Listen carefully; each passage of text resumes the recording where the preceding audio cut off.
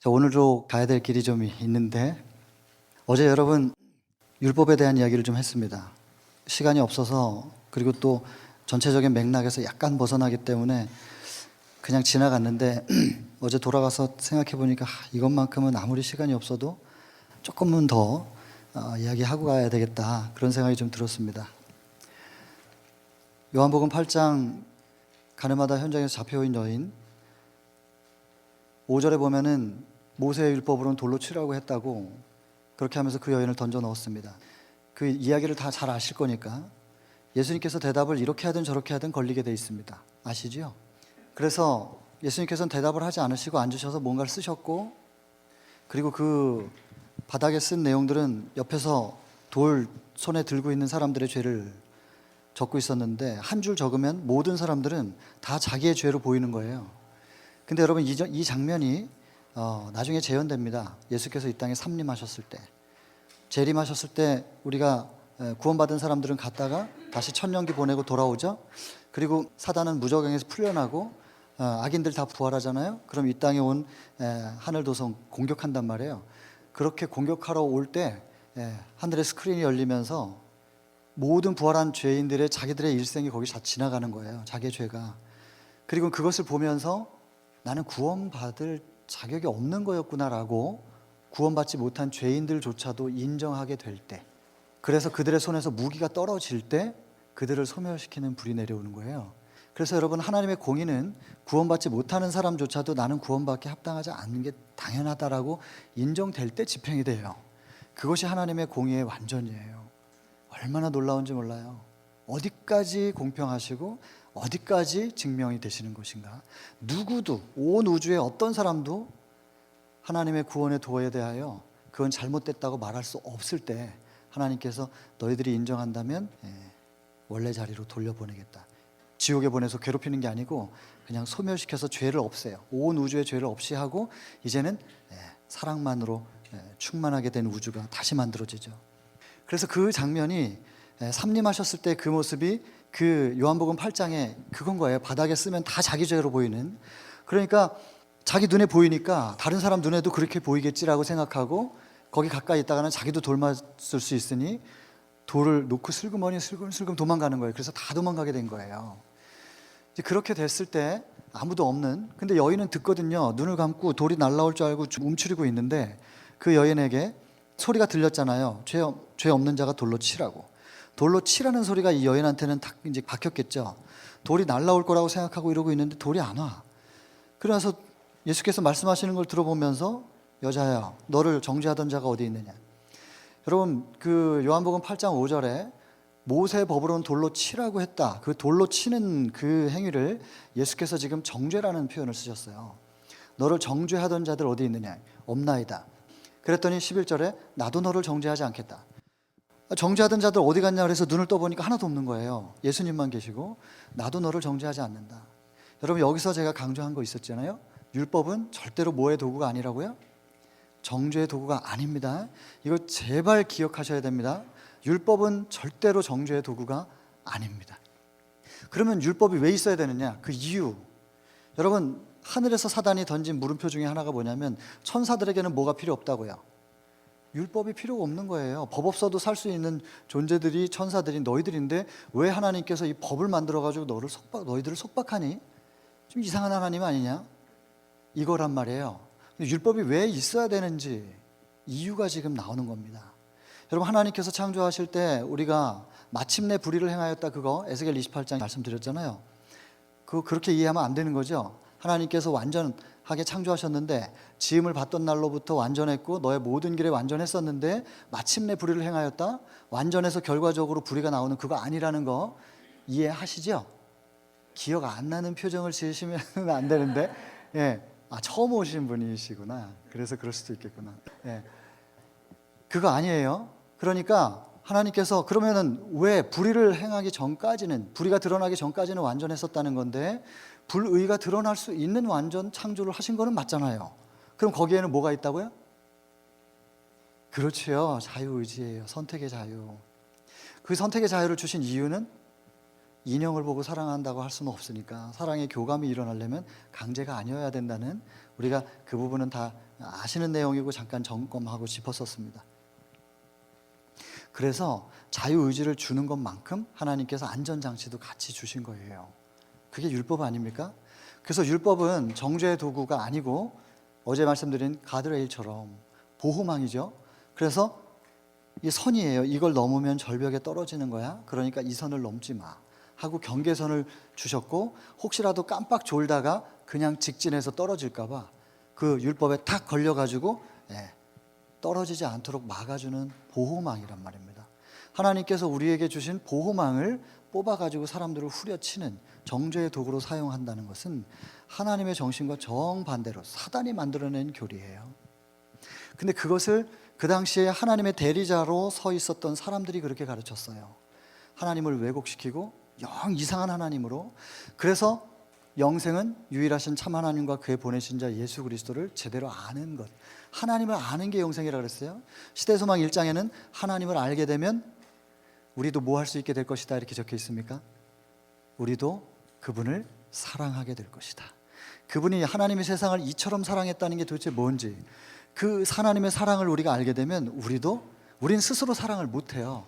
그런데 그 사랑을 받아보면 이게 이런 사랑이었구나 하면 그 사랑이 우리 속에 충만하게 채워질 때 넘쳐서 흘러서 사랑이 되는 거지, 우리가 받은 사랑이 넘쳐 흘러 사랑이 되는 거지 우리 사랑으로 할 수 있는 게 아니란 말이에요.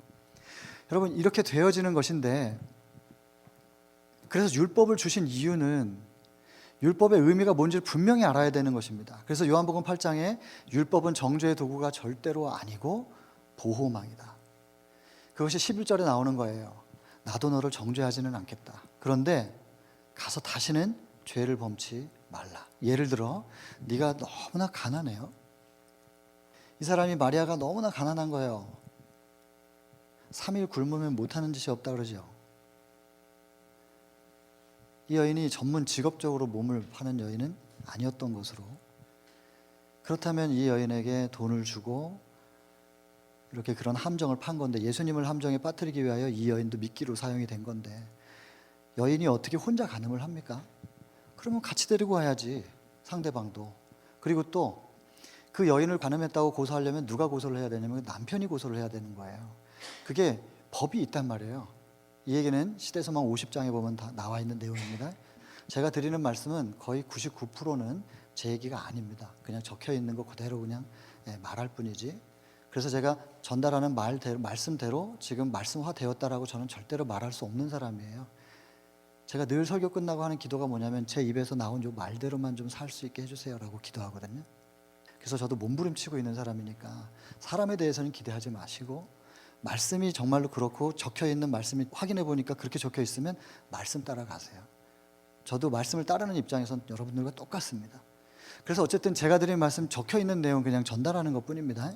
그래서 그 시대소망 50장에 나와 있는 대로, 그래서 이 여인이 만약에 예를 들어 그렇게 가난하여 돈이 없어 그렇게 그 함정에 빠졌었더라면, 그것을 자기의 어떤 방법으로 누가 돈을 준다고 하니까 덥석 그렇게 하지 말고, 이제부터는 그 죄니까, 그 죄인지 어떻게 알았냐면 율법이 죄인지를 알려준 거니까, 이거 죄이고 이 선을 넘으면 네가 죽는 거야. 내가 너의 죽는 것을 어찌 보겠느냐는 거죠. 이 선을 절대 넘지 말고, 그럼 가난한데 어떻게 해요? 이제 좀 나를 믿어보면 안 되겠니? 나를 믿고 너의 인생길을 믿음의 행로로 이제 좀 다시 걸어보면 안 되겠니? 라고 하는 또 하나의 초청인 거거든요. 여러분, 이 이야기 속에는 하늘 전쟁에서 사단이 던졌던 물음표에 대한 답이 있어요. 그런데 이렇게 얘기를 하면 질문이 또 하나 나올 수 있는 거예요. 그럼 모세의 법으로는 돌로 치라고 했다는 것은 사실이잖아요. 그렇지 않아요? 돌로 치라고 한 건 사실이잖아요. 그럼 그건 어떻게 얘기할 거예요? 돌로 치라고 해서 치는데, 그러면 여러분, 모세가 광야에서 돌로 치라고 하는 그 법을 하나님께로부터 받은 거 아니에요. 그래 놓고서 예수님은 이제 와서는 그거 아니고 정죄하지 않겠다. 이거 좀 모순 아닙니까? 이거 어떻게 풀 겁니까? 이거 풀려야 되거든요. 여러분, 이스라엘 백성들은 애굽에서 종노릇했습니다. 노예 생활을 했잖아요. 그들을 컨트롤할 수 있었던 것은 유일하게 뭡니까? 채찍이에요. 그들이 노예 생활하면서 심지어는 안식일도 잊어버리고 있었어요. 히브리 백성들이, 이스라엘 백성들이 안식일도 잃어버리고 있는 상태. 그래서 그들을 출애굽 모세가 끌어내 가지고 안식일 포함한 십계명을 어디서 주냐면 출애굽기 20장에서 줘요. 그런데 십계명을 주기 전에, 십계명이 출애굽기 20장에서 등장하기 전에 16장에 무슨 얘기 나옵니까? 만나 얘기 나옵니다. 먹고 사는 문제를 가지고 안식일 개념을 다시 회복시키는 거예요. 여러분, 이렇게 안식일 계명을 다시 그들에게 가르쳐 줘야만 될 만큼 이스라엘 백성들은 모든 게 지금 노예 근성으로만 가득 차 있고 하나님과의 관계, 율법에 대해서는 전혀 다 잊혀져 있는 그런 상태인 거예요. 그런 상태의 사람들을 출애굽시켜가지고 끌어내와 가지고 이제 광야에서 데리고 다니는데 모세가 채찍 휘둘러요? 채찍으로 그들을 다스릴 수가 없잖아요. 이제는 애굽에 군사들이 없어요. 그러니까 이 사람들이 컨트롤 될 수가 없는 거예요. 채찍이 없으니까. 그러면 그 다음에는 뭐가? 힘의 원리죠. 힘센 사람은 그냥 다 뺏는 거예요. 엉망진창이 되는 거예요. 이 노예 근성이 막 이제 드러나니까 그동안 채찍에 의해서 눌려 있었던 노예 근성들이 드러나면서 힘 세면 최고인 거예요, 그냥. 그러니까 남의 여자가 예쁘면 그냥 죽이고 그냥 뺏는 거예요. 그러니까는 이건 응급 상황이잖아요. 여러분 팔 부러지면 어떻게 해요? 병원에 가면 팔 이거 골절되면 어떻게 해? 병원 가서 깁스하잖아요. 딱딱한 걸로 이렇게 해가지고 꼼짝도 못하게 하죠. 왜냐하면 이거 꼼짝하면 어떻게 돼? 뼈가 안 붙거든. 그러니까 뼈를 붙이려면 꼼짝도 못하게 해놔야 돼요. 근데 이거 몇 달 지나면 붙잖아요. 웬만하면 한 달 만에는 붙습니다. 젊은 사람은 한 달 붙었어. 그러면 이거 어떻게 해야 돼?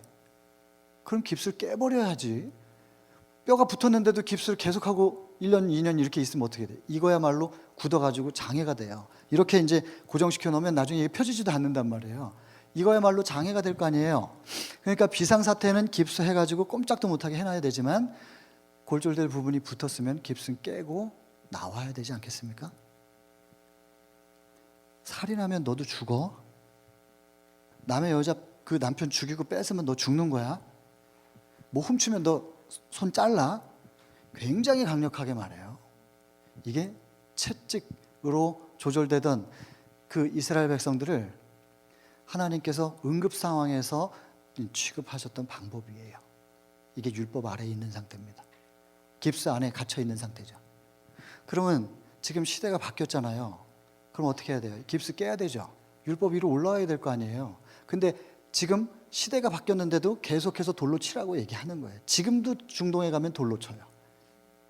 여러분, 물론 예수께서 마태복음에 보면 5장에 17절 18절 보면 내가 율법과 선지자 그게 뭐냐면 이제 구약 성경 전체거든요. 실은 모세 오경이 율법서라고 우리가 부르기 때문에 그래서 율법과 선지자를 폐하러 온 것이 아니고 내가 완전케 하러 왔다 말씀하시죠. 그러면서 18절에는 율법의 1.1획이라도 천지가 없어지기 전에는 절대로 바뀔 수 없다.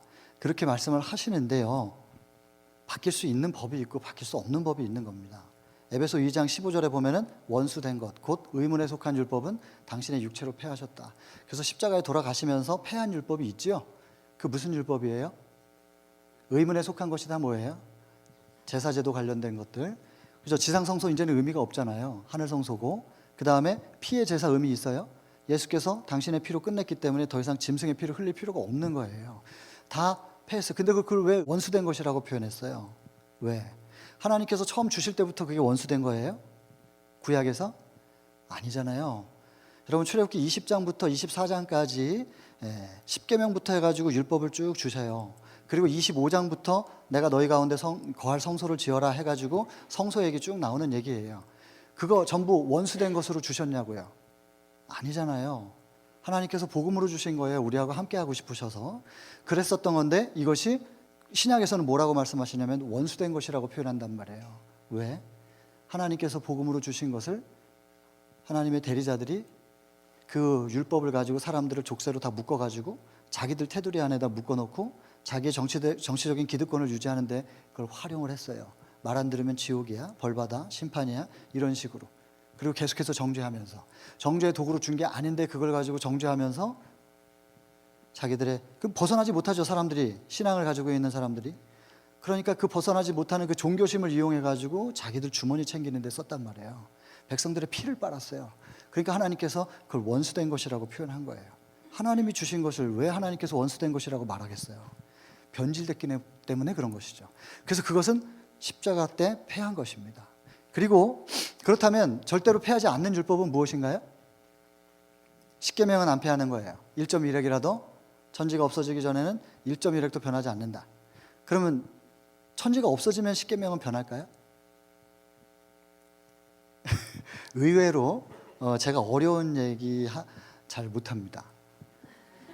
그래서 제가 무슨 질문하면 되게 단순하고 쉽게 생각하셔야 됩니다. 천지가 없어지기 전에는 율법의 1.1획이라도 변하지 않는다 그랬죠? 그럼 천지가 없어지면 율법의 1.1획이라도 변할 수 있냐고요? 안 변해요?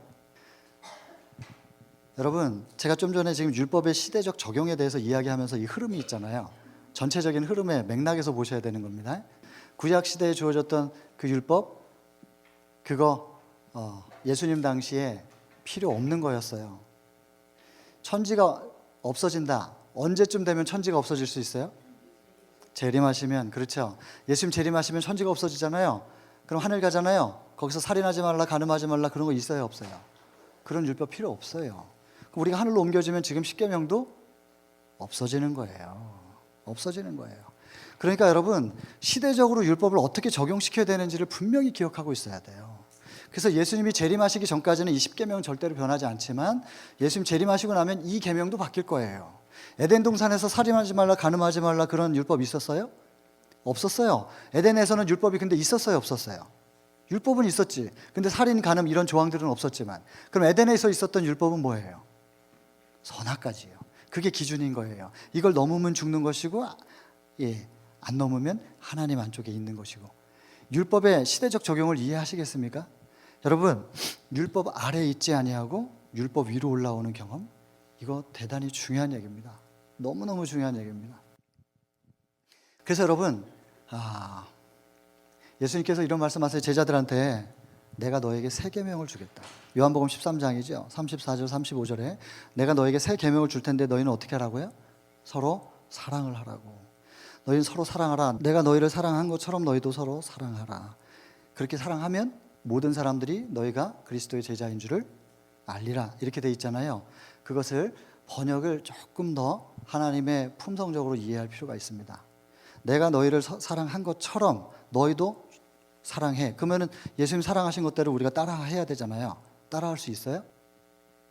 따라 못해요. 그럼 어떻게 되는 거예요? 내가 너희를 사랑한 것처럼이 아니고 내가 너에게 준 사랑으로. 예수께서 제자들을 먼저 사랑하셨잖아요. 그걸 받았잖아요. 그래서 그 사랑을 받고 그 사랑을 알게 되면 시대소망 1장은 다시 말씀드리지만 우리도 그분을 사랑하게 될 것이다. 하나님과 우리 사이에 사랑의 교감이 이루어지잖아요. 하나님은 충만이거든요. 그 충만에 하나님께서 사랑으로 채워주시면 정노의 계단 9장 사업과 생애. 정노의 계단이 1장부터 7장까지는 거듭남에 대한 이야기거든요.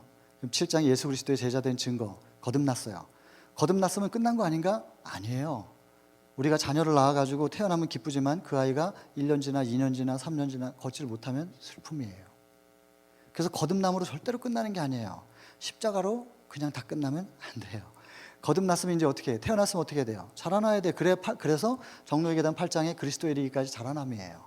다 성장을 한 다음에 성장했으면 이제는 일 좀 해보지. 그게 9장의 사업이에요. 사업 좀 해봐.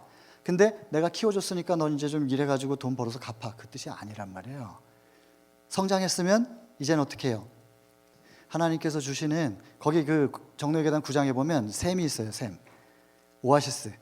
그거는 밑에서부터 물이 올라와요. 오아시스 사막에 비가 와가지고 채우는 게 아니니까 밑에서부터 물이 올라와가지고 차서 어떻게 되냐면 넘쳐서 흘러요. 그래서 하나님과의 사랑의 관계가 거듭남이 이루어지고 7장, 8장 자라나는 그 관계 속에서 하나님과의 관계가 성립되면 하나님께서 주시는 것이 충만히 채워져가지고 넘쳐 흐르는 얘기가 9장 사업과의 상해.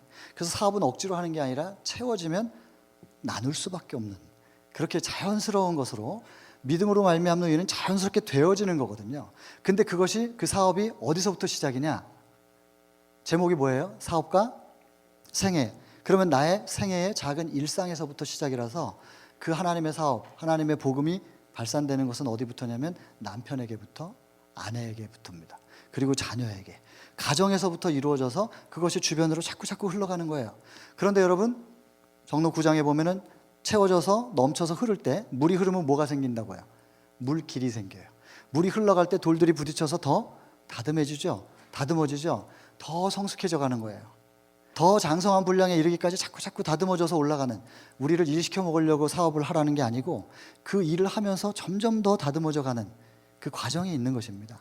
율법 아래서 율법 위로 올라가는, 이거 잘 기억하셔야 되는데, 그 과정 속에서 사랑을 우리가 하는 것이 절대로 아니고 예수께서 주신 사랑으로, 내가 사랑한 것처럼 사랑해 그러면 그걸 흉내내야 되잖아요. 절대로 안 돼요.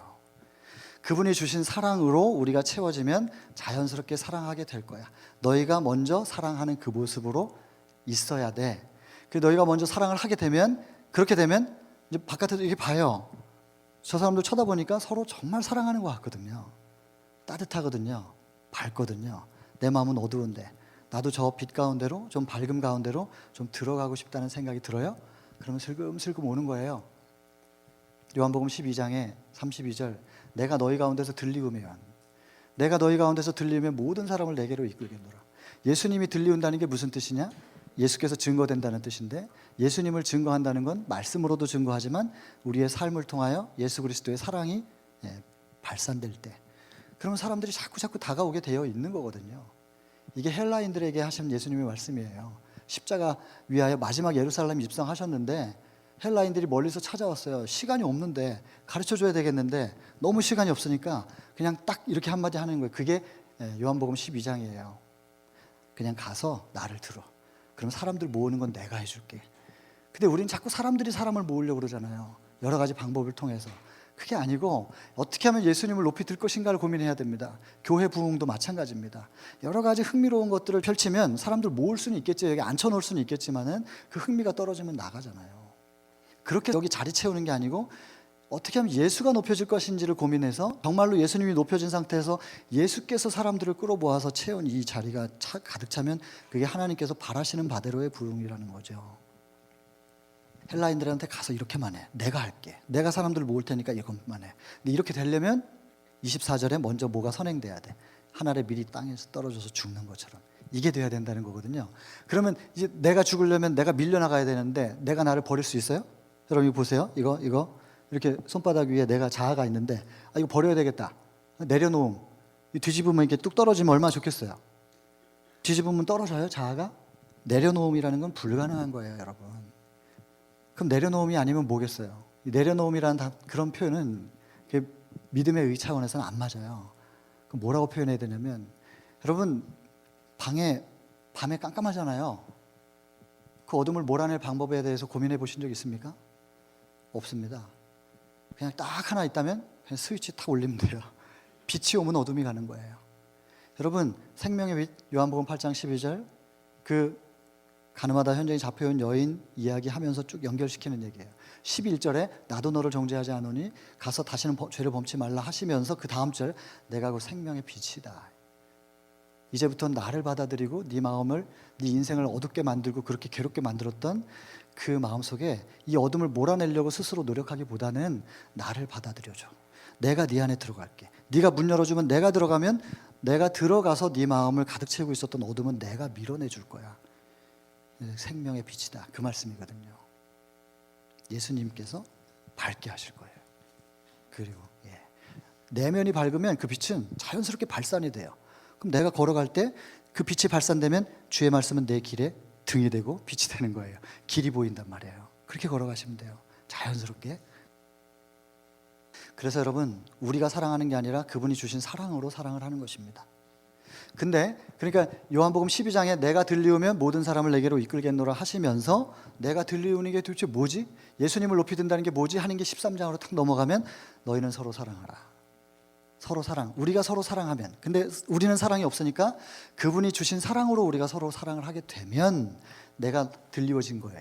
예수께서 들리워진 거예요, 우리 가운데서. 그러면 예수님이 높여진 것을 주변에서 이렇게 보고 저 사람들이 그리스도의 뭐라고?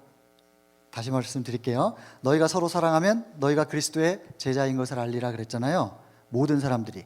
너희가 서로 사랑하면 모든 사람들이 너희가 그리스도의 제자인 것을 알리라. 요한복음 13장 34절. 그러면 다시요. 서로 사랑을 한 거예요. 그게 예수님을 높이 든 거지요. 그러니까 주변 사람들이 이렇게 보고 저 사람들이 진짜 뭐라고? 그리스도의 제자다 이렇게 되는 거예요. 여러분, 우리 교단은 이단 소리를 많이 들어왔어요. 그래서 자꾸 교리를 가지고 우리가 정통 기독교의 한 계파라고 하는 것을 증명받으려고 자꾸 해요. 그럴 필요 없는 건데. 어차피 나중에 핍박받을 거예요. 아무리 증명해도 핍박받아요. 그거 지금 교리로 증명하는 게 아니에요. 그게 아니고 우리가 우리 가운데서 어떻게 하면 예수님을 높이 들 것인가 그것만 고민해야 되는 것이에요. 그러면 우리가 주장해서 되는 게 아니고 주변 사람들이 보고 아무래도 저 사람들이 진짜인 것 같아. 주변에서 인정해 줄 때 우리가 되는 거지 우리가 주장해서 받는 게 아니란 말이에요. 우리 안에 어떻게 하면 예수를 높이 들 수 있을 것인지 그것만 생각해야 되는 거죠. 그리고 내가 너에게 새 계명을 주겠다 서로 사랑하라 할 때 이 새 계명할 때 새는 뉴가 아닙니다. 이거 뭐예요? 리뉴예요. 원래 있는 계명을 내가 다시 설명해 줄게. 이 율법의 껍데기가 있는데 그 행동 조항이 있잖아요. 행동 지침이 있고 뭐 해라 하지 마라 조항이 있지만 그걸 뚜껑 열면 전부 사랑인데 그 분모가 빠진 상태에서 자꾸 행위만 가지고 얘기를 하니까 그 당시에 율법을 적용하는 사람들이 여러분 하나님을 사랑하는데 어떻게 하나님 외에 다른 신을 섬겨요? 제가 어디 갔는데 어떤 사람이 저하고 아무 관계도 없는 사람이었는데 우리 신학생들이 모여가지고 이제 얘기를 하고 있으니까는 갑자기 끼어들어가지고 하나님이라는 신이 얼마나 이기적인 줄 아냐고 아까 말씀하셨잖아요. 뭐 자기만 섬기라고 그런다고. 부처님은 얼마나 마음 넓은지 모른다고. 그래가지고 꼭 자기만 주장하지 않는다는 것이죠. 그러니까 속 좁은 하나님을 믿겠느냐 속 넓은 부처님을 믿겠냐 이러면서 그러시는 거예요.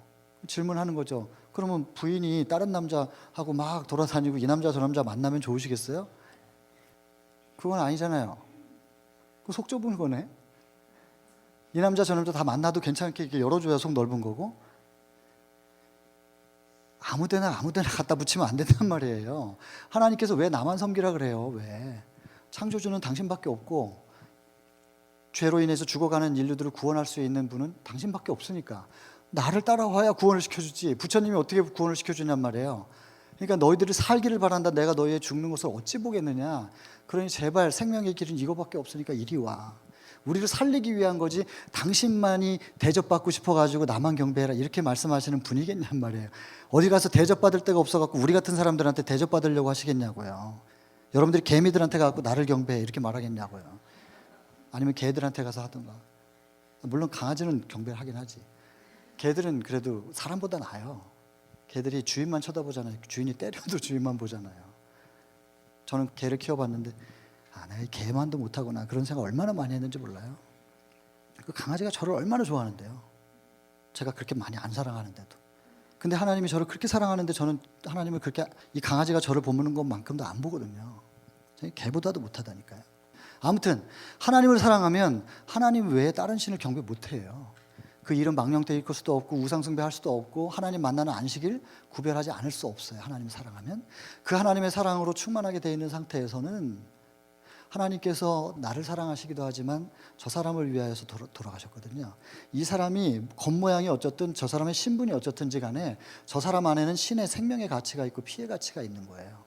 사람을 보면 돈이나 지식이나 여러 가지 세상이 판단하는 기준들이 있겠지만 그런 걸로 사람을 판단하는 게 아니라 예수 그리스도의 피의 가치가 있느냐 없느냐는 것, 주의 관점으로 보는 거거든요.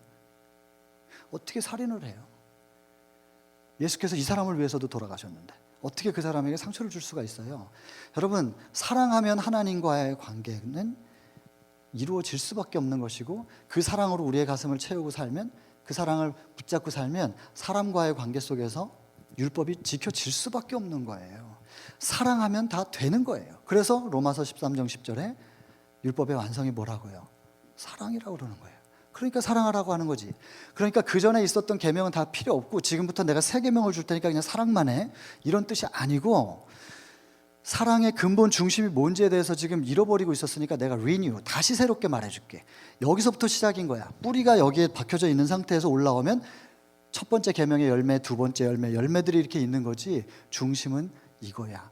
그리고 다시 가르쳐 주신 얘기거든요.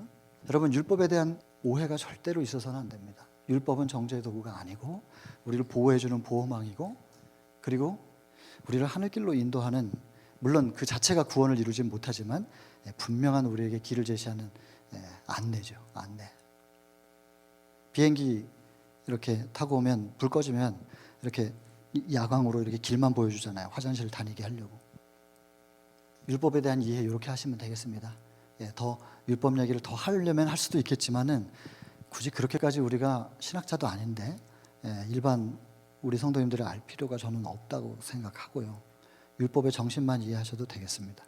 자, 그 다음에 이제 하늘에서 던져진 질문에 대해서 이거 이제 풀어야 되겠죠. 증명에 대한 이야기를 내일까지 해서 끝을 내야 되니까. 여러분, 하늘에서의 전쟁의 핵심 포인트, 어저께 그 시험 문제 했을 텐데 뭐냐면 경배 문제하고 또 하나는 뭡니까? 율법 문제입니다. 근데 율법 문제가 해결이 되면 누구를 경배할 것인가는 자연스럽게 되게 돼 있습니다. 그래서 율법이 불완전하다는 것을 시비를 걸면서 사단이 하나님의 불완전한 부분을 내가 발견했고 내가 그걸 보완할 수 있는 대안이 있어. 그러니까 누구를 경배할 것이냐? 하나님도 자기의 불완전한 것을 깨닫지 못했던 것을 내가 발견했다. 그리고 내가 보완할 수 있다면은 누구를 경배할 거냐? 이 문제거든요. 경배 문제와 그리고 그 경배 문제를 처음부터 딱 드러낼 수 없으니까 이제 시비를 거는 것이 율법으로 시비를 건 것이 하늘의 전쟁 이야기입니다. 이것에 대하여 처음에는 율법이 존재해야 될 이유가 있느냐? 이것에 대한 질문을 요한복음 8장에서 주신 거예요.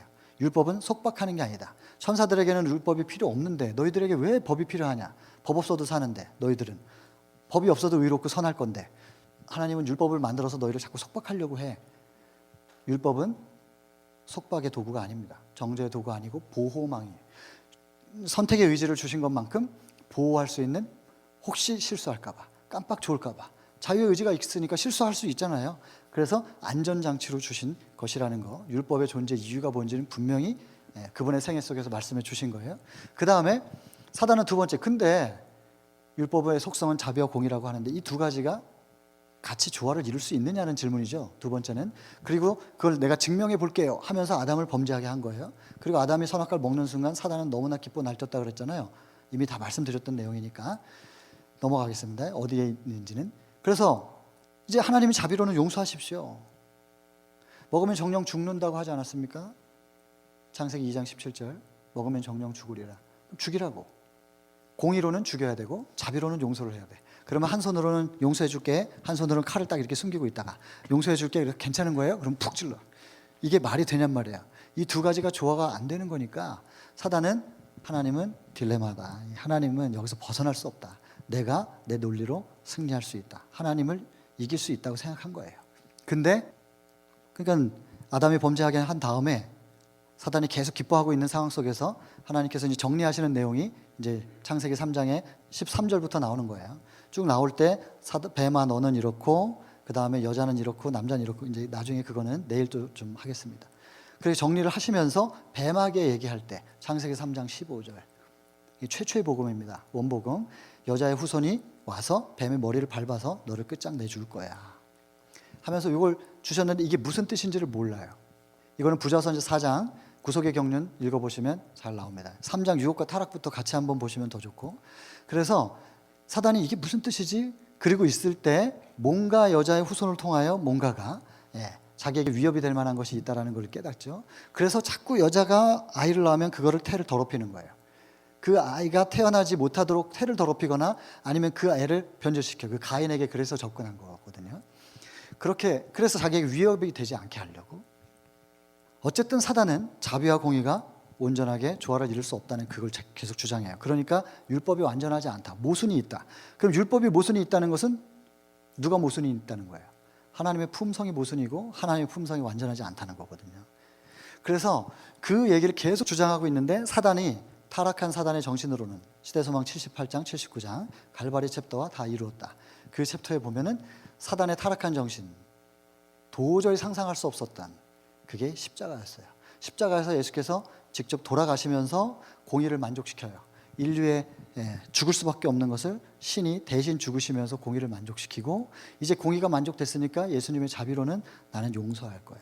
내 십자가를 마음속에 개인의 십자가로 구주로 받아들이는 모든 사람들은 그들에게 살 수 있는 길을 열 거야. 그 6월절이잖아요. 문설주에다가 십자가 딱 새겼더니 지나가는. 그렇게 해서 다 구원할 수 있는 길을 열어줄 거야. 됐지? 하면서 자비와 공의가 어떻게 조화를 이룰 수 있는지를 보여준 거고 입증한 것입니다. 그럼 예수님 입장에서는 입증 다 됐죠. 하나님이 어떤 분인지도 입증됐고, 그리고 사단이 어떤 존재인지도 입증했습니다. 말씀드렸던 것처럼 시대서망 74장부터 보면 겟셋만에, 그 다음에 안나삽과 가야바의 궁전에서 75장, 76장 유다에 대한 이야기는 건너뛰더라도 77장의 빌라도의 법정에서 어떤 고난을 당하셨는지 쭉 설명하고, 그 다음 78장 예수님께서 갈바리까지 가는 그 과정 속에서, 그 속에 걸음마다 사단이 따라다니면서 얼만큼 예수님을 괴롭히고 군중을 선동했었는지의 모습을, 그 사단은 예수님만 딱 쳐다보고 그걸 끊어놓으려고 계속 집중하고 있는 사이에 사단이 놓친 게 있었던 것이죠. 자기를 지켜보고 있는 온 우주 거민들이 다 지금 보고 있는 거예요. 사단이 저런 존재였구나. 만약에 사단의 말 듣고 사단의 나라가 세워질 수 있게 됐었더라면, 만약에 사단이 통치하는 나라가 세워지면 저 모양이겠구나 하면서 얼마나 악하고 잔인한 것인지, 그 사단의 속성이 정확하게 드러난 것이 그 시대의 소망의 과정입니다. 74장부터 갈바리 챕터까지, 그리고 마지막 79장에 다 이루었다까지 잘 읽어보시면 사단의 통치하는 나라가 어떤 모양일지가 여실히 증명된 얘기 나옵니다. 그래서 사단이 어떤 존재인지 증명했고, 예수님은 하나님이 어떤 분인지 증명하신 겁니다. 사단이 여기서, 그러면 이제 여기서 대쟁투가 끝났으면 좋은데 그게 아니에요. 욥기. 그래서 제가 욥기를 미리 말씀드린 거라 그랬잖아요. 첫 번째 사단이 주장했었던 건데 그럼 해봐. 근데 두 번째 또 사단이 그냥 물러나진 않았어요. 그래서 다시 이제 자기는 이제 끝났어요. 사실은 자기의 존재가 어떤지 드러났기 때문에 이거는 이제 자기 나라를 세울 생각까지는 이제 할 수 없어요. 근데 어떻게든 버텨야 돼. 죽지 않으려면 어떻게든 버텨나가야 돼요. 자기 생명을 유지할 수 있는 길은 열어야 되거든요. 그러니까 자기가 나라를 세울 만한 경배받을 존재가 아니라는 것이 증명이 돼버렸으면, 이제는 하나님께 흠집을 내가지고 적어도 이렇게 아니고 같이 존재할 수 있도록 만들어야 되겠다는 생각을 할 수밖에 없는 거예요. 그래서 하나님은 흠집 내기 다시 시작합니다. 그게 뭐냐면, 자비와 공의 입증이 됐다고 하는데, 오케이, 당신은 신이니까 된 겁니다. 당신은 신이니까 된 것이고 피조물은 절대로 안 됩니다. 사람은 절대로 율법에 순종할 수 없습니다. 이게 시대의 소망 1장에 나옵니다. 사람은 하나님의 율법의 계명에 순종할 수 없다. 결코 순종할 수 없다고 사단은 선언한다. 사단이 그렇게 선언하는 거예요. 그런데 이 사단의 선언을 예수께서 뭐라고 하시냐면, 이 기만을 폭로할 것이다. 사단의 선언은 기만이라고 예수께서 폭로할 것이다. 어제 다 읽어드렸잖아요. 근데 어떻게 폭로할 것이냐? 당신이 우리 중에 한 사람이 되셔서, 인간과 똑같이 되셔서 오셔서 인간이 하나님의 율법에 어떻게 순종할 수 있는지를 당신이 인간으로서 보이시겠다는 거예요. 그리고는 여러분 시대소망 1장을 조금 더 어제 읽어드린 부분에 좀 밑으로 내려오면 이렇게 표현되어 있어요. 예수님 안에는 신성과 인성이 같이 존재하죠. 그때 그러면 그 기능이 뭐냐면, 인성으로서는 인류를 붙잡았다 그랬어요. 그리고 신성으로서는 하나님의 보좌를 붙드셨다. 중간에 대롱대롱 매달려 있는 거죠. 또 인성으로서는 인간이 하나님의 율법의 계명에 온전히 순종할 수 있다는 모본을 보이셨다. 그리고 신성으로서는 율법에 순종하기 위하여 발을 내딛는 사람들에게 순종할 수 있는 뭐를 공급하셨다. 능력을 공급하셨다. 그리고는 예수님께서 이 땅에 인간으로 오셔서 인간에게 주어지지 않은 능력은 조금도 사용하지 않으셨다. 어제 다 읽어드렸던 내용이니까. 조금도 사용하지 않으시고 그분은 사람으로서 투쟁하여 승리하신 것이다. 근데 그분이 사람이 사단과 싸워 승리하려면 뭐가 필요해요? 능력이 필요하잖아요. 그 능력 어디서부터 왔다고요? 하나님께로부터 받아서. 그럼 예수님은 하나님께로부터 그 능력을 어떻게 받았느냐? 믿음으로 받은 겁니다. 믿음으로. 그게 어제 저희가 시대의 소망의 1장에서 읽어드린 내용입니다. 다시 본문을 읽지는 않겠지만, 그러니까 여러분 여기서 지금 예수님께서 주장하시는 건 뭐냐면, 나 인간이었어 라는 겁니다. 나는 인간이었어. 사단은 아니라는 거예요. 당신 속에서 인성을 썼는지 신성을 썼는지 우리가 어떻게 하냐고. 우리는 모르는 일이다. 그러니 당신은 신이니까 된 거지 인간은 안 됩니다. 그러면 다시 원점으로 돌아가는 거예요. 지키지도 못할 율법을 만들어서 인간을, 그러니까 천사들에게 말할 때는 필요도 없는 율법을 만들어서 너희를 속박한다. 너희는 율법이 없어도 의로운데. 이렇게 말해놓고서 이제 인간들에게 적용할 때는 지키지도 못할 율법을 만들어가지고 인간들을 무겁게 만든다는 것입니다. 결국 하나님의 품성은 온전하지 않은 것이죠. 하나님이 사랑의 하나님께서 어떻게 지키지도 못할 율법을 만들어서 사람들을 이렇게 올가매냐고요. 또 인간들이 하나님의 율법에 순종할 수 없는 이유가 있어요. 이유가 있다는 거예요. 그게 뭐예요? 하나님이 인간을 창조하셨잖아요. 하나님의 창조의 작품이 이 모양 이 꼴이라는 거예요. 하나님의 창조가 온전하지 못하기 때문에 하나님의 피조물들을 다 이렇다는 거예요. 결국엔 그러니까 모질라다는 거죠. 이 모양 이 꼴이라 그래서 율법에 순종할 수 없는 것이다. 이렇게 주장하는 거예요. 그러면 이 두 가지 주장을 통해서 뭐가 이제 드러나는 거냐면 하나님의 창조주의 창조력이 온전하지 않다. 두 번째, 하나님의 창조력으로 만든 피조물들에 대한 하나님의 뭐가? 품성이, 사랑이 온전하지 않다.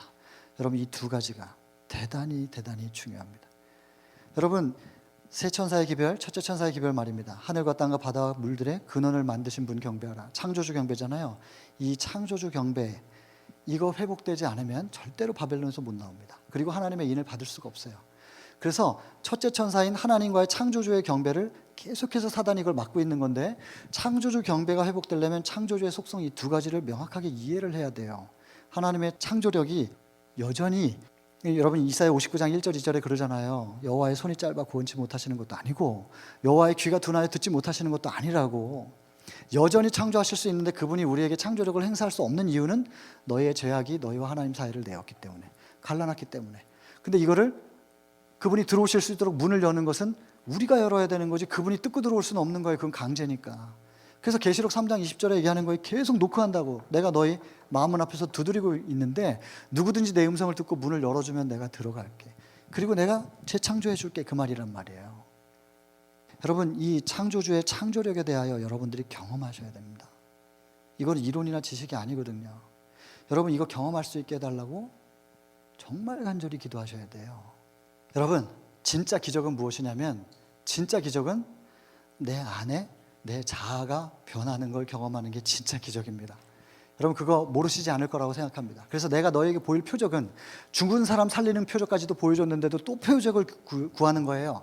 그랬더니 내가 너에게 보일 표적은 요나의 표적밖에 없어. 거듭남의 표적. 내 안에 자아가 변하는, 그거 경험해야 되거든요. 여러분, 이거는 이론이나 지식이 아니에요. 이건 경험과 체험이라서 하나님의 창조의 능력을 제발이지 여러분 안에서, 내면에서 여러분들이 경험으로 아셔야 되는 것입니다. 창조주의 창조력으로 우리가 경험을 했더니 내 자아가 죽고, 자꾸 예전 같았으면 그냥 버럭 화를 낼 일인데 평화롭고, 정말 미워야 되는 건데 안 밉고 불쌍해 보이기 시작하고, 그리고 더 나아가서는 이해가 되고 용서가 되고 사랑이 되어지네. 기적인 거예요. 여러분, 이것이 창조주 경배가 회복됐다는 증거예요. 첫째 천사의 기별은 이렇게 경험하는 거예요. 하나님의 창조주의 창조력, 그리고 그분의 피조물에 대한 사랑, 이 두 가지가 우리 속에서 경험적으로 이해될 때 첫째 천사의 기별은 여러분들이 이해했다, 이렇게 되는 거예요. 그러면 자연스럽게 바벨론에서 나올 수 있어요. 자아로부터 나오고, 자아에서 벗어나 보니까 하나님께서 야, 너 이타로 들어왔네, 사랑이 되는구나, 나를 닮았네. 그리고는 하나님께서 당신을 닮은 사람에게 도장을 딱 찍어주는 게 하나님의 인이란 말이에요. 이게 세 천사의 기별이 우리 내면에서 먼저 이루어져야 나중에 바벨론이라고 하는 물리적인, 이 세상에서 만들어지는 그 바벨론 이스의 삼중연합, 거기에서 우리가 대항할 수 있는 힘을 가질 수 있는 거죠. 그 안에 있으면 짐승의 표를 받게 돼 있거든요. 근데 우리가 이 세 천사의 기별에 대한 예언적 그리고 역사적인 적용에 대해서 안 들어보신 분들은 없을 거예요. 재림교인들이 다 알지만 나중에 둘 중에 하나 선택하라고 하면 알면서 전부 받을 거거든요. 짐승의 표를. 제 얘기가 아니고 거기 기록돼 있어요. 화이트인이 그렇게 기록해놨어요. 알면서 받을 거라고. 그래서 거의 다 떨어진대요. 왜? 세 천사의 기별을 내면에서, 내 안에서 경험을 먼저 못 해봤으니까. 내 안에서 그것을 경험한 사람들은 이미 하나님의 인을 받았고요. 그거 기별을 알고 인 받은 사람들은요, 짐승의 표를 갈등할 것도 없어요. 내 안에 계신 예수께서 그냥 지나가게 하시는 거예요. 그건 우리의 힘으로 버티는 게 아니라니까요. 야곱의 환난, 계시록 14장 12절 성도의 인내가 여기 있나니, 환난을 받으니까 인내가 필요하잖아요. 그 인내, 우리가 그걸 인내하는 게 아니에요. 성도의 인내가 여기 있나니 하나님의 계명과 예수 믿음을 지키는 자들아, 이렇게 돼 있거든요. 계시록 14장 12절에.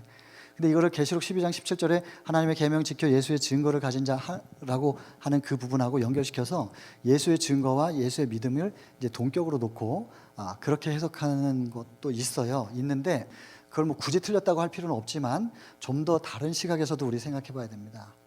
여러분, 예수 믿음 그러면은 그 뭐예요? 그 믿음의 주체가 누구예요? 이게 번역이요. 한글 개역과 개정 개역하고 이렇게 비교해 보시면 한 군데서는 예수님에 대한 믿음 이렇게 돼 있고 또 한 군데서는 예수의 믿음 이렇게 돼 있습니다. 킹 제임스 역에는 예수의 믿음. 그래서 주인이 누군 거예요? 그 믿음의 주인이 예수의 믿음이거든요. 여러분, 그 성도의 인내가 여기 있나니까지 가기 전에 예수님이 내 마음속에 영접되어져서 그분으로 물들어 그분과 내가 하나가 되는 삶을 경험하고 그걸 놓치지 않기 위해서 꼭 붙잡고 사는 사람들에게는 진정한 환난이 왔을 때 내 안에 내가 붙잡고 있는 예수의 믿음이 작용을 해요. 그래서 야곱의 환난은 내가 버티는 게 아니고 내가 이렇게 붙잡고 있으면 이 붙잡고 있는 걸 이걸 놓치게 하려고 사단이 온갖 짓을 다 하겠지만 이걸 딱 붙잡고 있으면 예수께서 승리하게 해 주시는 거예요. 그러니 야곱의 환난에 대해서 두려워할 일이 있어요, 없어요? 없는 거예요. 내가 예수님 붙잡고 있느냐 아니냐만 생각하면 될 일이지 어떤 환난이 올까 이런 것들에 대해서 생각할 필요도 없는 거예요. 어차피 내 안에서 그분이 승리해 주실 거니까, 그분이 계시기만 한다면. 여러분, 지금 새 천사의 기별을 지금 내 안에서 먼저 경험하셔야 됩니다. 그래서 창조주 경배의 속성이 두 가지 대단히 중요한 일입니다.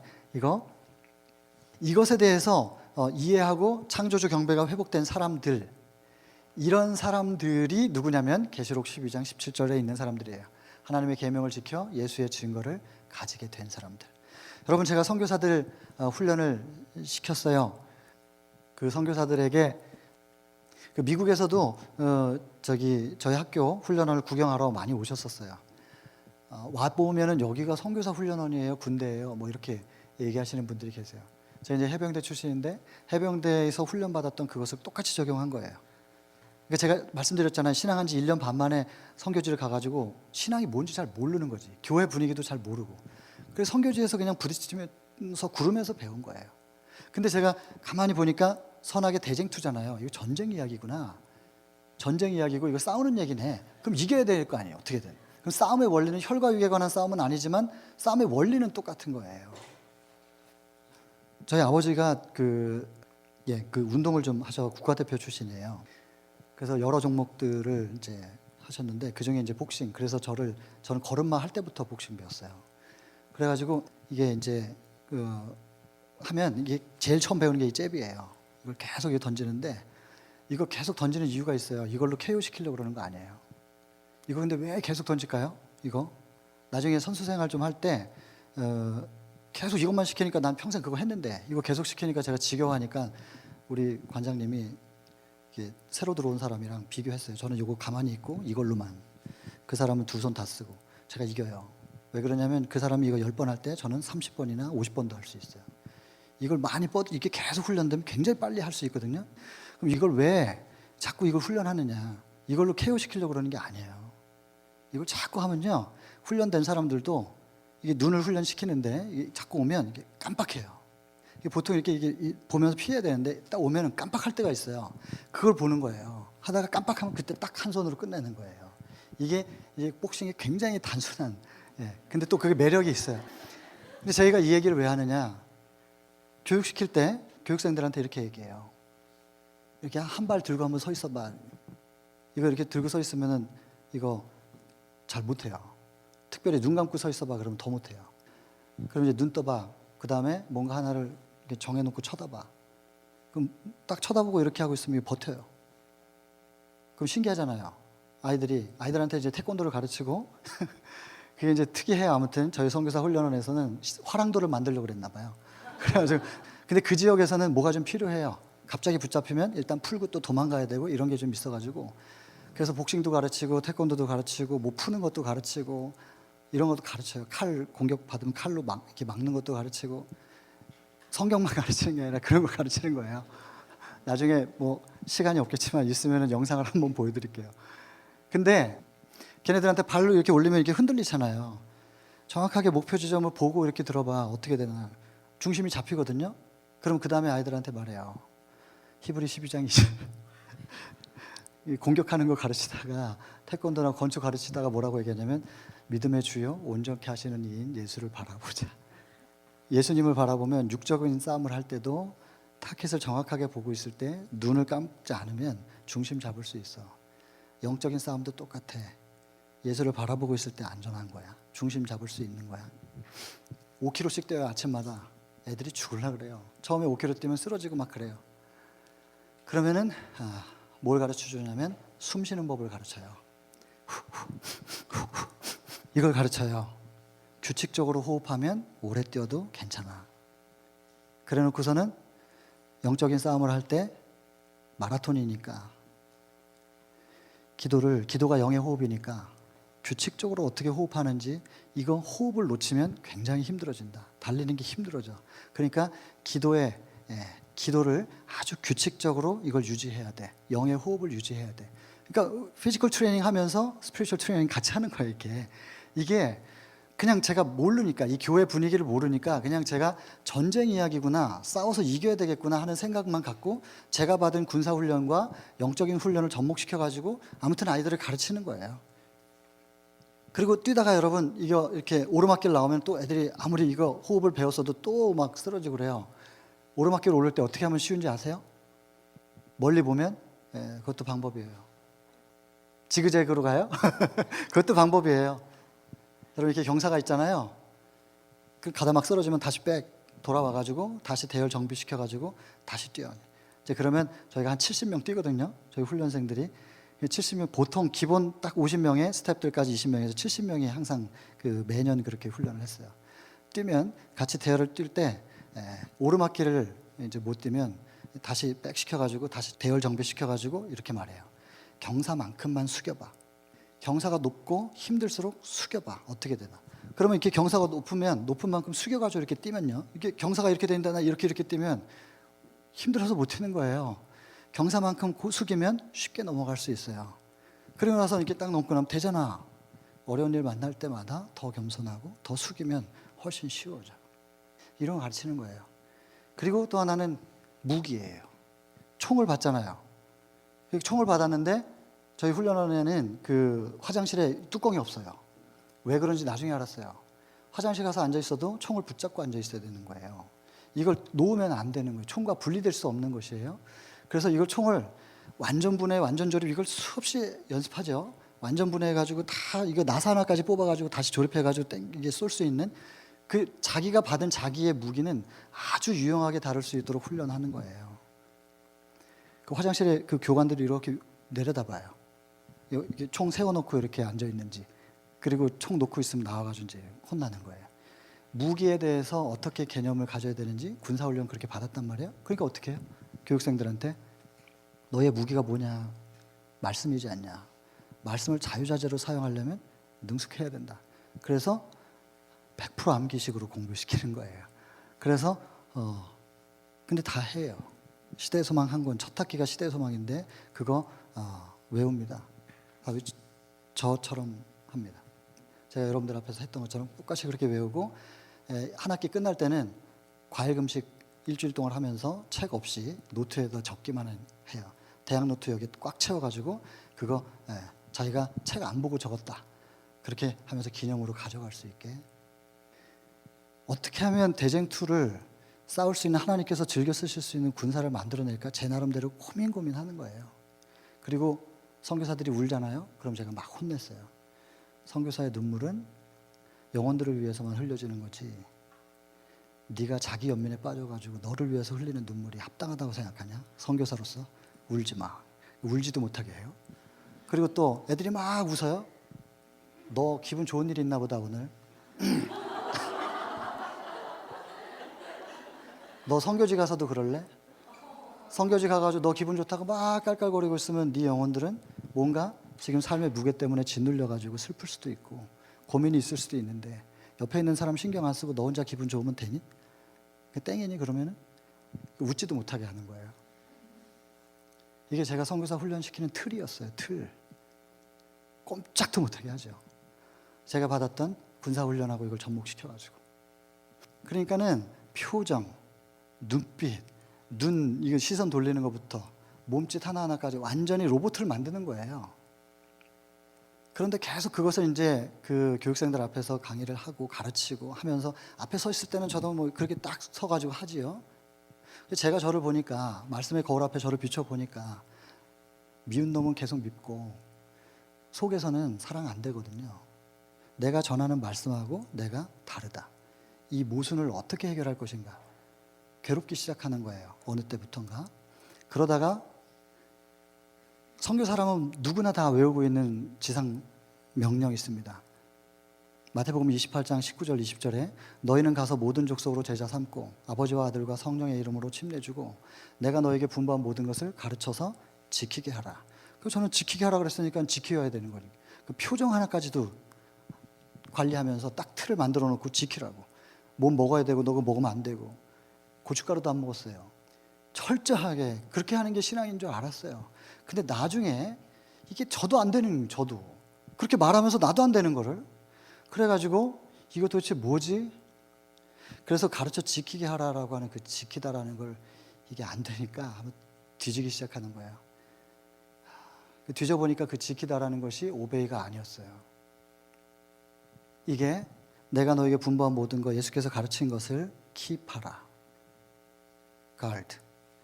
보존하게. 새가 와가지고 그거 물어가지 못하도록 보호하라. 이거 누가 훔쳐가지 못하도록 꼭 붙잡고 있어. 이 뜻이었다는 것을 나중에 알고 나서 내가 잘못 가르쳤구나. 근데 여러분, 그러면은 겉으로 드러나는 모양은 다 무시해도 괜찮은 겁니까? 그럼 이제부터 이거 지키기만 하면, 붙잡고만 있으면 아무렇게나 살아도 되는 건가요? 그게 아니에요. 내가 그동안 선교사라는 존재는 이래야 돼라고 이렇게 틀을 만들어 놓고 이렇게 찍어내고 만들어내는 식으로 겉모양을 만들었다면, 이제 예수께서 주신 이 말씀의 씨를 새가 와서, 사단이 와서 물어가지 못하도록 마음밭에 뿌려진 것을 꼭 붙잡고 있을 때, 그 말씀의 씨 안에 있는 예수께서 담아두신 생명력이, 성령이 비로 임하시고 예수께서 의의 태양으로 임하셔서 거기서 잘 비춰주면, 조건을 맞춰주면 싹이 터서 자라요. 그리고 열매로 우리 속에 충만해지면 우리의 겉에 있는 모양도 내가 내 의지를 가지고 틀을 만들어 놓고 선교사는 이래야 된다라고 하는 것보다 훨씬 더 자연스럽고 훨씬 더 아름답고 훨씬 더 완성도가 높다는 것을 나중에 알게 됐단 말이에요. 그러니까 우리 선교사들한테 얼마나 잘못 가르친 거예요, 이거를. 우리가 선교사라면 이래야 돼라고서는 틀을 만들어 놓고 거기다 맞추려고 했으니까. 그게 아니고 우리 안에 말씀을 붙잡았을 때 예수께서 우리를 어떻게 변화시키고 만들어가는지에 대해서 그걸 가르치지 못하고, 그러니까 이렇게 잘못 배운 애들이 나가가지고 개척하는 교회가 예수 그리스도를 믿는 믿음으로 의가 세워지는 것을 가르칠 수가 있었겠어요? 걔네들이 가가지고 선교사란 이래야 돼요, 그리스도인들은 이래야 돼요. 저에게도 선생님이 계세요. 그 선생님이랑 저랑 한국으로 오면서 배를 한번 탔는데, 그분이 이제 바깥에서 이렇게 실내 바깥으로 나와가지고 바다를 보고 계셨어요. 그 옆에 제가 갔어요. 그랬더니 바다를 보면서 혼잣말로 이렇게 말씀하세요. 이 배가 이거 이렇게 가다가 침몰하면 어디 부딪혀가지고 구멍 나가지고 배가 침몰하면 여기 타고 있는 사람들 다 죽겠죠? 그러는 거예요. 그래서 그렇겠네요. 다 죽겠네요. 그랬더니 근데 이 배에 혹시 박태환 같은 수영 선수 있으면은 그 사람은 살겠죠? 생각해 보니까 이게 동해도 아니고 서해니까 뭐 조금 어떻게 헤엄 잘 치면은 땅으로 도착할 수도 있겠는 거예요. 그래서 그렇겠죠. 살겠네요. 그랬더니 근데 그 박태환도 육지를 향해서 헤엄치다가 다리에 쥐나면 빠져 죽겠죠? 그러는 거예요. 그래서 그렇겠죠.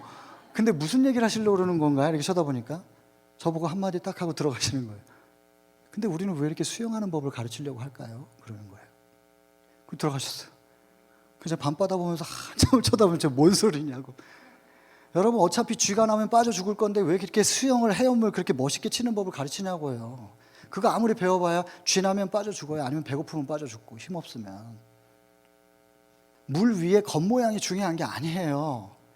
박태환하고 제가 시골에서 봤던 그 피레미 요만한 그 물고기랑 수영 그 속도 경주하면 분명히 박태환이 이길 거예요.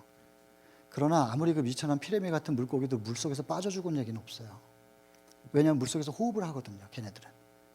그러니까 우리가 뭘 가르쳐야 되냐면은 물 위에서 헤엄치는 법을 가르치는 게 아니라 죄악이 창궐한 이 죄악의 바다 가운데서 우리가 살아도 이 속에서 하늘과 연결되어 있는 그 숨통, 그 숨통이 연결되고 그 숨통을 통하여 하나님으로 우리가 호흡할 수 있는 법을 가르쳐야 되는데 계속해서 모양을 가르치는 거예요. 이렇게 팔 각도는 이렇게 해야 돼. 이렇게 해야 더 멀리 나갈 수 있고 이게 더 멋있게 수영할 수 있는 거야. 이런 거 계속 가르친단 말이에요.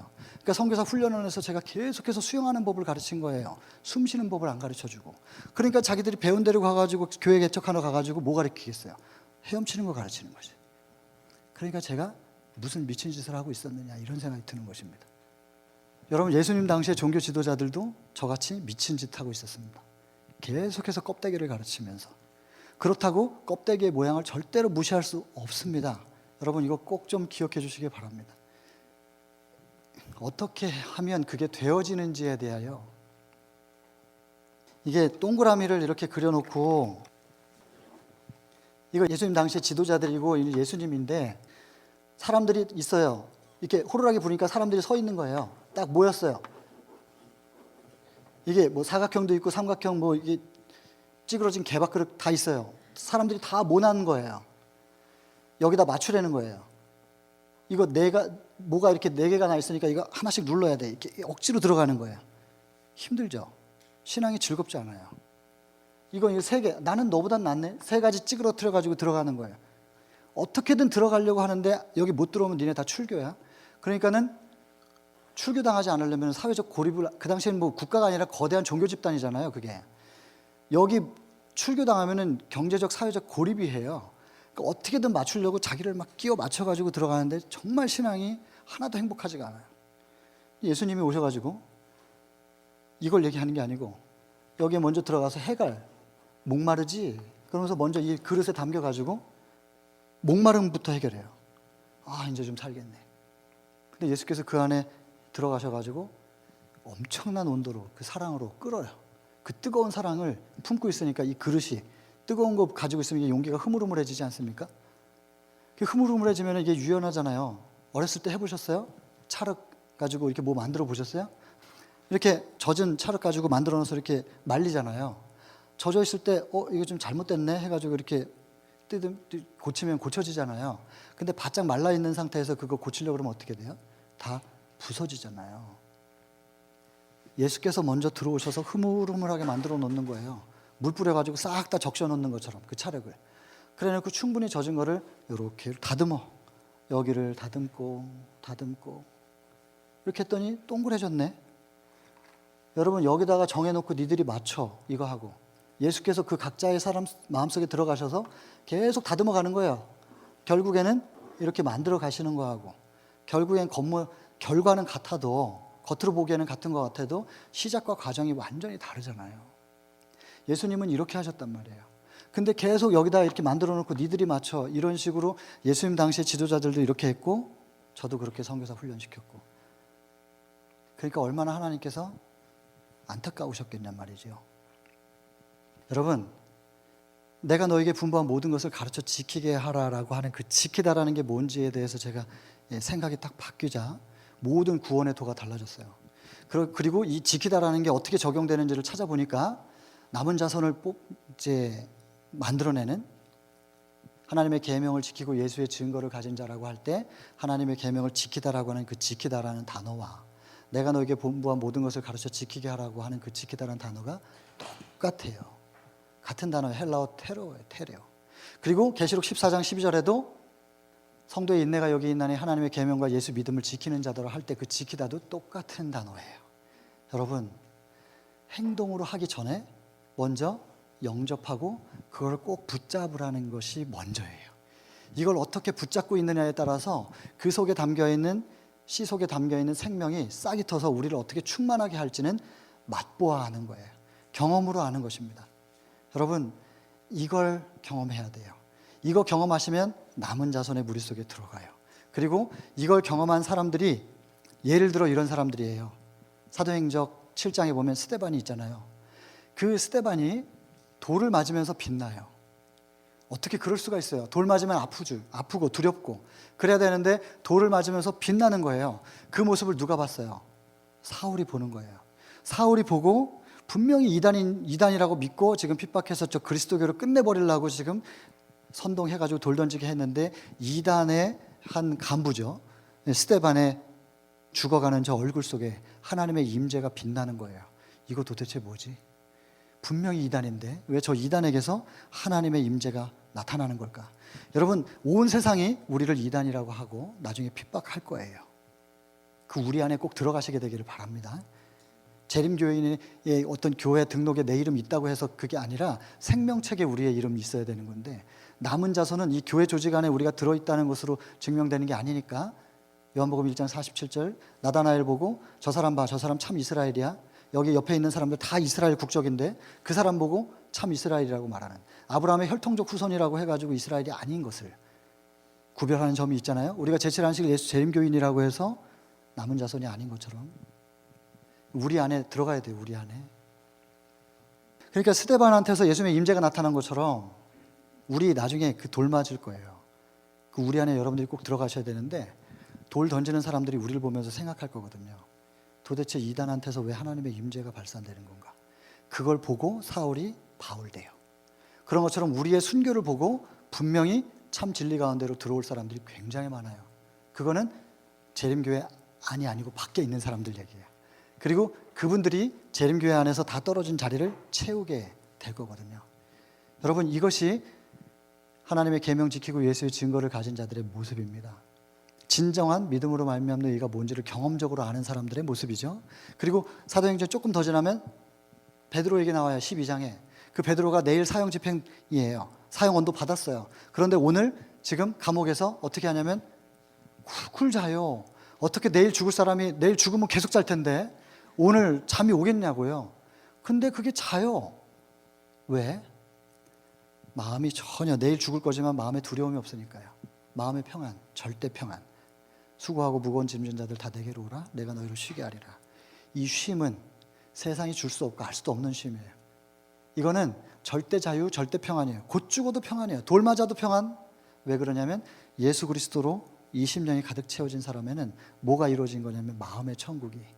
마음의 천국이. 그래서 마음의 천국이 이루어진 사람들이 천국에서 사는 게 익숙해지면, 예수님이 재림하셨을 때 천국에서 사는 게 익숙해진 사람들을 승천시켜요. 천국에서 살아본 경험이 없는 사람들은 하늘에 가도, 어저께도 우리 목사님 말씀하셨잖아요. 하늘에, 그저께 말씀하셨나? 가봐야 행복하지가 않거든요. 데려갈 수가 없는 거예요. 마음의 천국을 먼저 이 땅에서 경험해야 되거든요. 그래서 여러분, 스데반도 그랬고 베드로도 그랬고, 근데 여러분 사도행전 12장 한번 읽어보세요. 저는 굉장히 그 부분이 얼마나 참 저한테 공감이 되고 복음이 되는지, 이 베드로가 아직 죽을 때가 안 돼가지고 천사가 구해주러 오잖아요. 그죠? 와가지고 이렇게 흔들어 깨우는데 혹시 너무 피곤해서 깜빡 잠이 들었다고 쳐도 누가 흔들면은 소스라치게 놀라서 일어나야 될 거 아니겠어요. 근데 이 사람이 얼마나 깊이 잠이 들었는지, 내일 죽을 사람인데 안 일어나요. 그러니까 천사도 뭐가 있어요? 승질 급한 천사가 있더라 이거예요. 급하니까 천사가 어떻게 해요? 차서 깨운단 말이에요. 빨리 일어나라고. 그걸 보니까 성질 조금 급해도 괜찮겠네. 제가 지금 성질 굉장히 좀 어떻게 좀 유순한 것처럼 이러지만은 우리 선교 스태프들은 저를 알아요. 얼마나 성격 급한 사람인지를. 여러분들은 저를 모르는 거죠. 그러니까 저에 대해서 아실 필요가 없어요. 그냥 말씀만 남으면 되는 거예요. 어쨌든 사형 집행 전날에 그렇게 깊이 잠들 수 있는 것은 마음의 천국의 상태. 바울 같은 사람은요, 그 사람의 죽음에 대해서 성경에 대해서 자세히 묘사되어 있지 않지만 사도행적 50장에 보면 바울의 죽음이 나와요. 그는 십자가에 죽지 않고 단두대에서 죽었어요. 로마 시민권이 있었기 때문에 고문형을 아니고 그냥 단칼에 죽이는, 그래서 단두대로 올라갈 때 보통 사람들은 그 단두대로 가고 싶지 않아서 몸부림치니까 병사 둘이서 끌고 가요. 근데 바울 옆에도 병사 둘이서 이제 단두대로 끌고 가려고 섰겠죠. 근데 바울은 자기 발로 가는 거예요. 그러니까 이 군사들이 뭐 끌고 갈 필요가 없으니까 옆에서 이렇게 같이 걷는데, 나중에 한번 읽어보세요. 사도행적 50장에 그 옆에 있는 군사들이 전율을 해요. 왜? 바울이 단두대를 향해서 나아가는데 그 바울의 모습을 이렇게 보니까 즐거워하더래요. 즐거워하는 거예요. 내가 이제 선한 싸움을 싸웠고 나의 달려갈 길을 다 달려왔고, 사실은 피곤했잖아요. 그죠? 주를 마음속에 품고 벅찬 가슴으로 달리긴 했으나, 뜨거운 열정으로 달리긴 하였으나 사실은 힘들고 피곤했거든요. 근데 나의 선한 싸움을 싸우고 달려갈 길을 마치고 이렇게 싸우면서 달려오는 길 가운데 나는 내가 절대로 놓치지 않은 게 있어요. 그게 뭐냐면 내가 믿음을 지켰다. 그랬더니 하나님께서 이제는 면류관을 준비하셨네. 나 이제 저기서 목 잘리면 바로 잠들겠지. 그 다음에 마치 어젯밤에 잠들었다가 딱 눈 뜨면은 한 8시간의 시간의 질량이 느껴지지 않는 것처럼 내가 이제 저기서 딱 목이 잘리는 순간 잠들었다가 눈 뜨면 주님 재림하시는 그 얼굴을 보겠구나. 얼마나 감격스럽고 이제는 내가 좀 쉴 수 있겠구나. 즐겁게 가는 거예요. 그 모습을 옆에서 군사들이 보고 전율하는 겁니다. 사람이 어떻게 이렇게 죽을 수가 있는가. 여러분, 이것이 예수의 증거입니다. 여러분, 우리가 이렇게 예수의 증거를 발산할 수 있는 사람들이 되려면 하나님의 계명을 우리가 지키는 경험을 해야 돼요. 하나님의 계명 포함한 모세 오경 포함한 구약 성경 더 확장시켜서 말씀 자체 더 확장시킨다면 영감에 그린 예언의 신까지 전부 대언의 영, 이것을 성령으로 기록된 모든 말씀을 우리가 받아들이고 어떻게 그것을 꼭 붙잡고 있느냐에 따라서 그 말씀 속에, 그 말씀의 씨 속에 담겨있는 생명력이 우리 속에서 발화하여서 폭발적으로 증폭해가지고 그 빛을 발산하고 그 향기를 발산할 수 있도록 우리가 그걸 마음의 밭에 꼭 붙잡고 있는 경험을 해야 된다, 이 말입니다. 이렇게 되면 증거자가 될 수 있는데, 이 증거 얘기를 그러면 내일 마지막으로 하고 이제 끝내야 될 것 같습니다. 자, 여러분, 이제 한 번 딱 남았습니다. 제가 혼신을 다해서 마지막은 결론을 꼭 내리도록 하겠고요. 여러분, 오늘은 여기까지만. 마음에 우리가 뭘 받아야 되고 어떻게 붙잡